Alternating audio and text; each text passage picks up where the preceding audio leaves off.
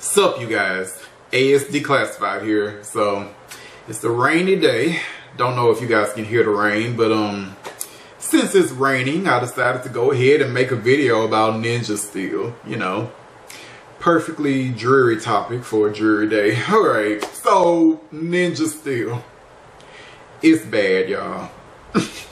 It's real bad. I'm sorry. Like, I hate this season. It just sucks. We're only 8 episodes in, mind you, and I'm already I wash my hands of the situation.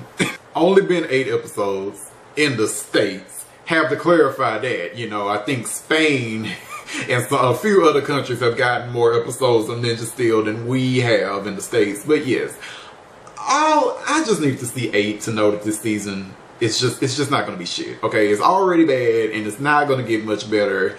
And this video is just me explaining why I hate this season. Why I think the way that I think. Okay? So yeah, the most obvious reason for why this season gets on my damn nerves is because we have a season of Rangers who are ninjas in name only. Like, they do no ninja techniques. Like, who thought of this? Who thought it would be a good idea to have ninjas who do not do anything that ninjas are known for doing in media? Who thought of this? Like, seriously, it's like, okay, I don't expect the Rangers to go around assassinating people. Okay, obviously, kid show. But still, you don't do anything that ninjas are known for doing, even in kid shows, okay? Like, I've already been through it in another video. Like, they don't do any shadow clone jutsu, no substitution jutsu, teleportation, you know, no walking on water, no walking on walls or anything like that. Pretty much anything that Ninja Storm did, they do not do in Ninja Steel. It is irksome because ninjas are cool. The concept of ninjas and all the various ninja techniques they do, that is cool. And you do not show any of that coolness in a season about ninjas. I don't understand, man. I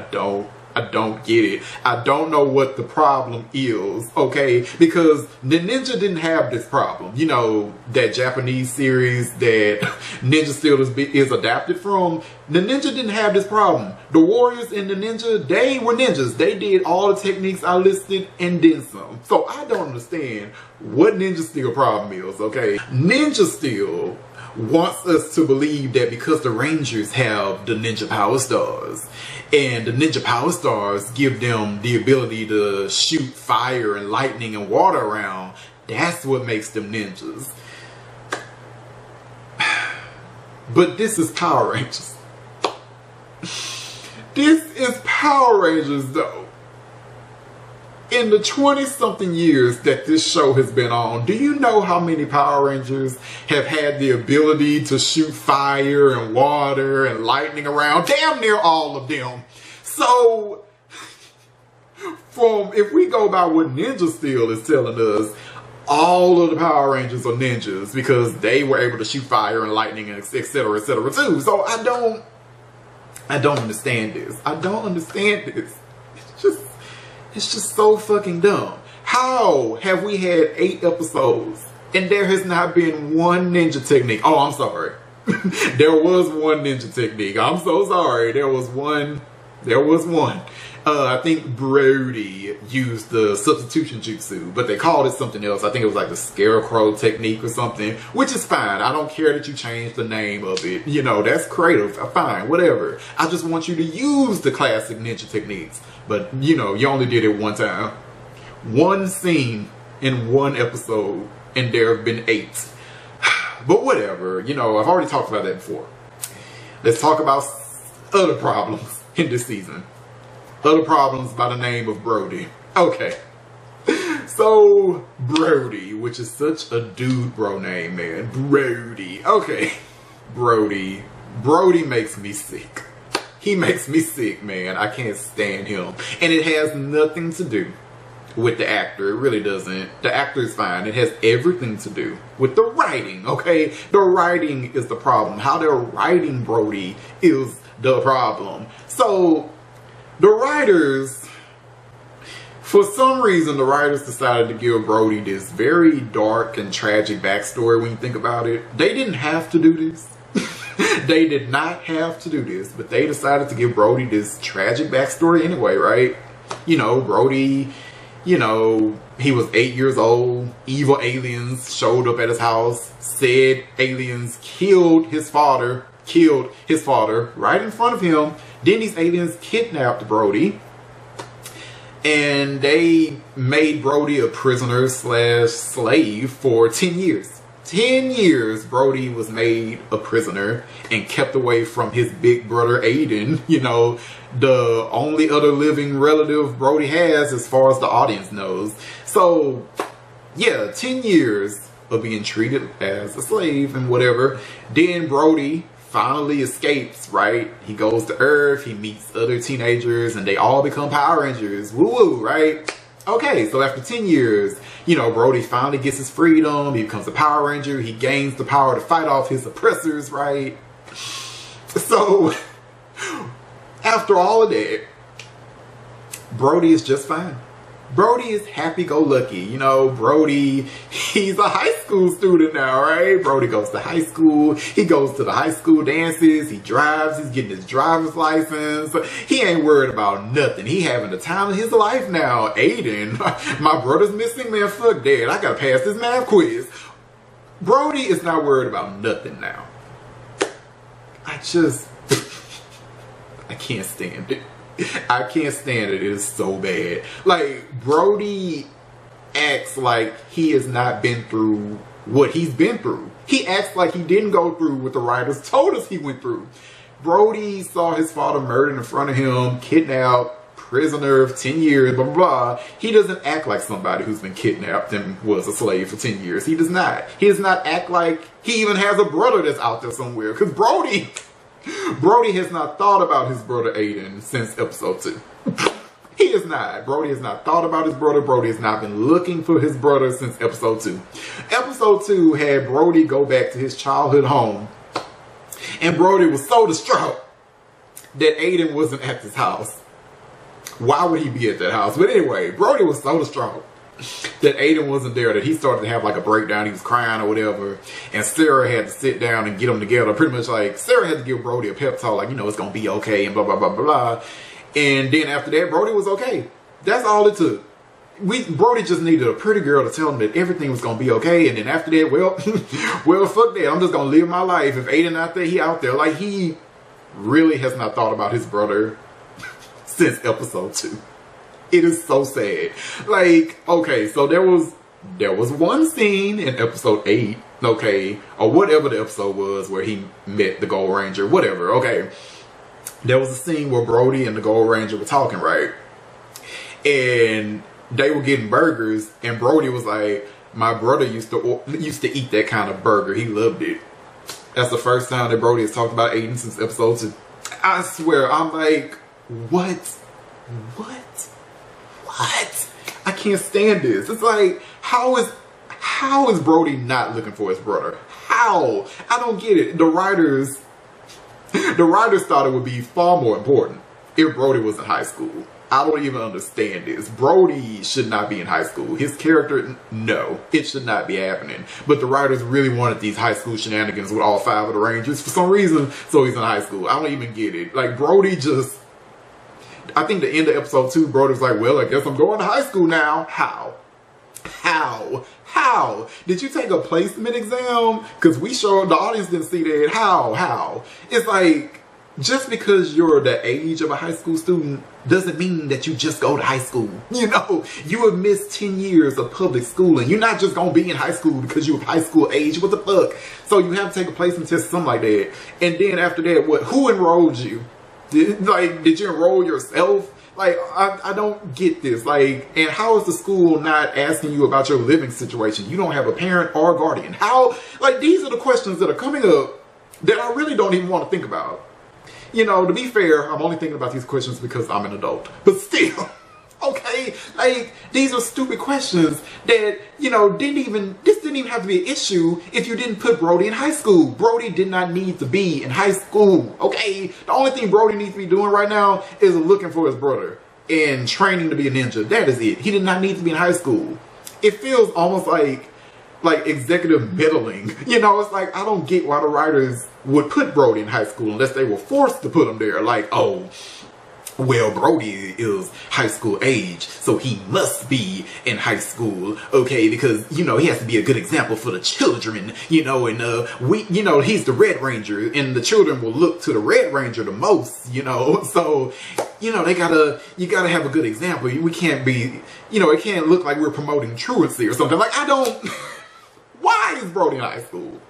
Why? I swear, man, like, if you had skipped the premiere, like, if you had just started with, like, episode 3 and kept watching, would you ever have suspected that Brody was ever kidnapped and treated as a prisoner for 10 years? Would you ever have suspected that from seeing how this boy acts? It's, oh my God. Okay, if I was writing this show or whatever, here's what I would have wanted from Brody. I would want, first of all, Brody would not be in high school, obviously. No. Brody, no. Okay, he would not be in high school. Secondly, Brody would only be spending his time looking for his brother. You know, he doesn't have to find his brother immediately, but he would be spending time looking for his brother, or he would be training himself to be a ninja, and he would be training the others to be ninjas. Because really, Brody is a real ninja, right? He was taught by his father to be a ninja since pretty much from birth. You know, so Brody is the only real ninja there, right? So Brody should be training the others, because the other 4 were not ninjas. They just got roped into this Ninja Nexus Prison Madness one day. So they're not really ninjas. They need to be taught how to be ninjas, which Brody could do, but the show does not have Brody do that at all. So I would prefer Brody was doing that. You know, he was teaching him, kind of like Andros in Space, where Andros was the only Space Ranger, so he had to teach those planetary rangers how to be Space Rangers. It'll be the same thing here, right? That's what Brody should be doing. And we could have had scenes where Brody is training the Rangers, like, okay, this is how we do the, you know, the Shadow Clone Jutsu or something, or teaching them how to punch them, like, you know, you gotta punch hard like this, you gotta get in there, you got 1,000 years of pain. And here's the thing, I also don't really have an issue with Brody being super happy-go-lucky with the Rangers. I really don't have an issue with that.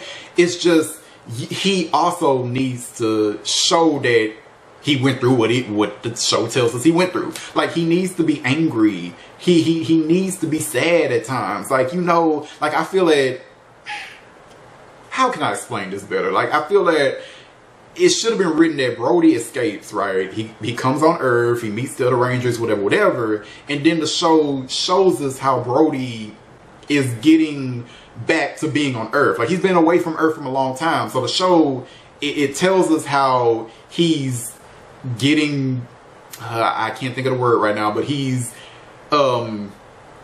assimilating. I don't really want to use that word, but he's assimilating back into our society. He's learning how things work. He's being around people who actually care and love him. You know, he's growing a good friendship with the other Rangers to the point where he feels that they are like siblings to him, since he doesn't have his real brother right now, but he treats the other Rangers like they're his siblings. You know, and he's just trying to move on from the terrible shit that happened to him. That could have worked. Like, he's trying to be happy-go-lucky because he doesn't want the evil to take his joy. You know, he's still trying to live life. He's trying to do the best that he can. He's trying to beat evil, but then it can still show us that he's still pissed at what Galvanex did to him. Like, he can be super happy with the other Rangers, but then they can have scenes like where Brody talks with Mick, and he can just show his real feelings. Like, man, Mick, I just want to just punch that motherfucker Galvanex in his fucking teeth. And I want to rip his testicles out and stomp on him and I hate this son of a bitch. I hate him.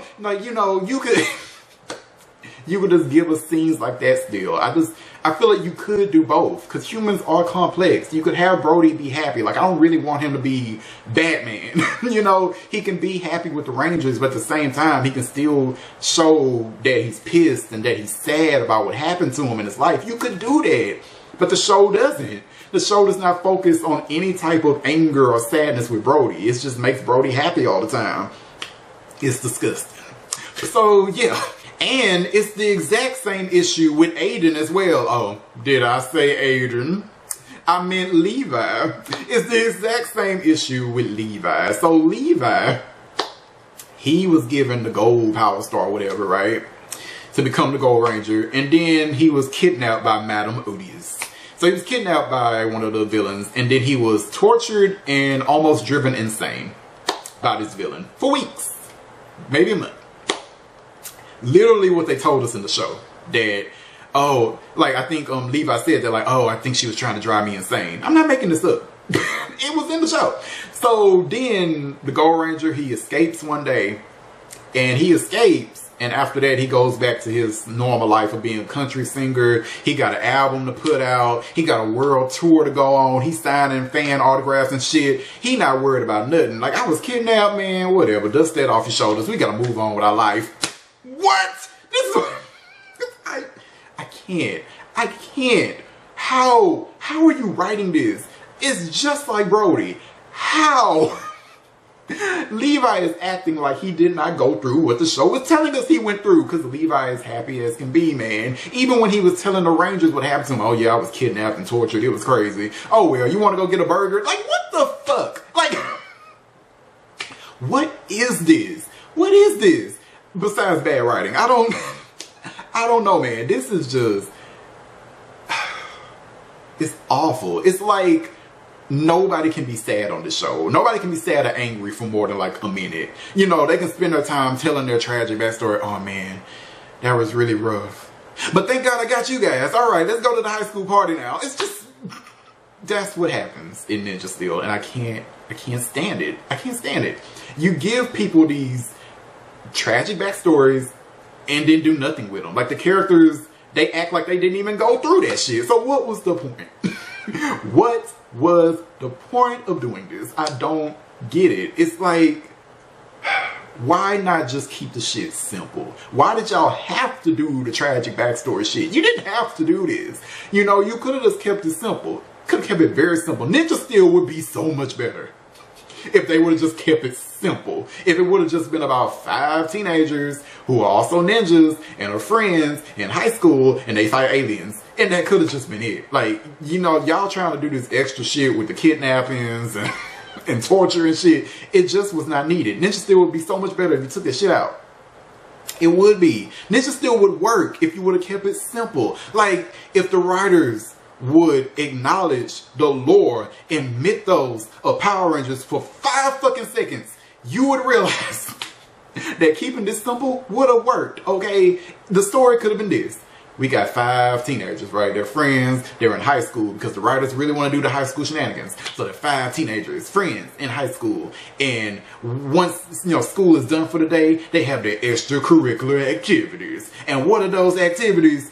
They go to a ninja school to train. They go to the Thunder Ninja Academy and they train. And then one day evil ninja aliens showed up on Earth, and then Cam or somebody else made new ninja morphers for the new generation to take on this evil. And that could have been it.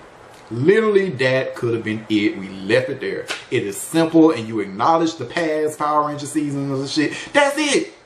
That's all you had to do. And then I wouldn't be tripping that much about Brody being super happy and go lucky and whatever, because it doesn't matter. Because he didn't have any tragic backstory, you know?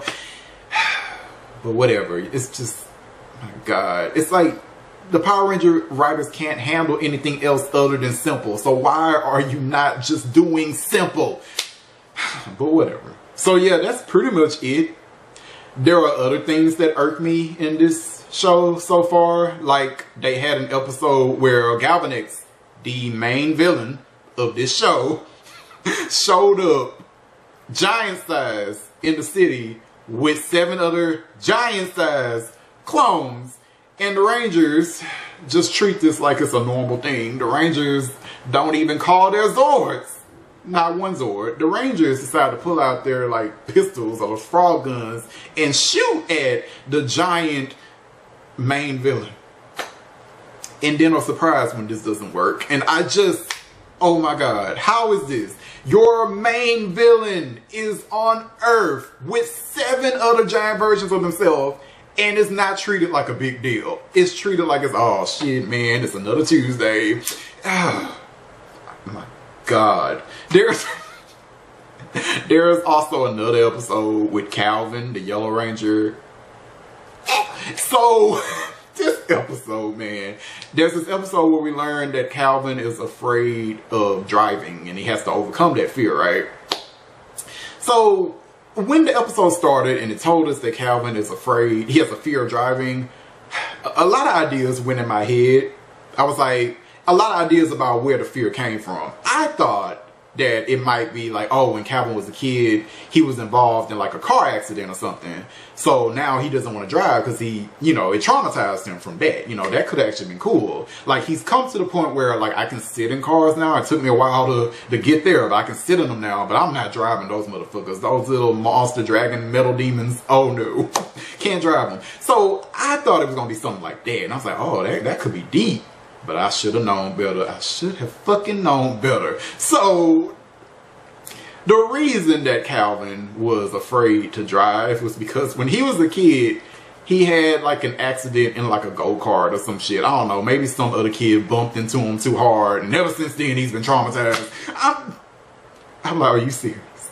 This is so pathetic. Like, if I was Haley, I would have dumped his ass a long time ago. Are you serious? This is the trauma. Go-karts. I can't. And that episode, I think, involved a spider monster and the spider monster's web was so strong that the Rangers couldn't blast or cut through it. And then Calvin saves the other Rangers by blasting and cutting through it. You know? It's fucking show. So yeah, Ninja Steel is bad. But, you know, it's only 8 episodes. It could improve, right? No. No, it can't. And you know why. It's because the writers don't feel that they're doing anything wrong. You know, if they felt that there was a problem, you know, that there was room for improvement in their writing, Ninja Steel would be said improvement. They would have looked at the problems with Dino Charge and they would have improved on that from Ninja Steel, but that is not what's happening here. Ninja Steel is worse than Dino Charge. Ninja Steel is worse. You know, and Dino Charge started off good. Dino Charge didn't lose ground until Dino Supercharge. You know, once Tyler's daddy, deadbeat daddy, showed up, that is when Dino Supercharge started to go down in the quality. Ninja Steel has not been great from jump. So, you know, the premiere was not that good. It's just, I don't know, the direction they are taking the show is just not, it's not an interesting direction for me. It could have been interesting. They could have did a lot of interesting shit with Brody, with the backstory they made, but they decided not to. So, yeah, Ninja Steel is just, they don't feel that they need to improve anything. That's what it comes off as. So, oh well, man, look. I'll see what Power Rangers 2019 has to offer, and hopefully maybe that won't be decent. You know, maybe. Who knows? Anyway, so if you're watching this video, what do you think about Ninja Steel so far? Do you like it? Do you hate it? Do you think it's meh? Let me know in the comments if you would be so kind. Alright, later guys. Jump out there. One more thing. So, Ninja Steel has this bad habit of throwing morals in almost every episode, you know, like for the young audience, I guess. Stop it. Stop it. Every episode doesn't need a moral, and half the time your morals don't even make sense and they're just bad. Just please stop. Stop. Oh my god. Alright, that's it.